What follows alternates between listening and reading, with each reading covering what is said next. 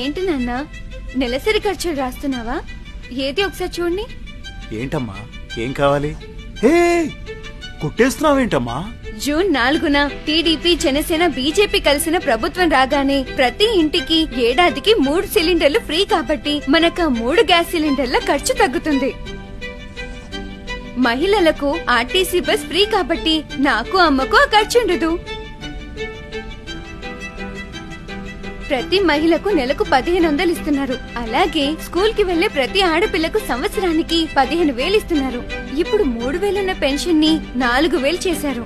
అలాగే మనకున్న 1 ఎకరానికి ఏటా 20,000 రూపాయలు సహాయం చేస్తున్నారు. అంతేకాదు మన అన్నేలాగా ఉద్యోగాల కోసం కష్టపడుతున్న నిరుద్యోగ యువతకు 20 లక్షల ఉపాధి అవకాశాలు, అదొచ్చే వరకు నెలకు 3,000 స్టైఫండ్ ఇస్తున్నారు. అందుకే మనం టీడీపీ, జనసేన, బీజేపీ కూటమికి ఓటు వేయాలి. ఇన్ని బెనిఫిట్స్ ఇస్తా ఉంటే తప్పకుండా నా ఓటు టీడీపీ, జనసేన, బీజేపీ కూటమికి.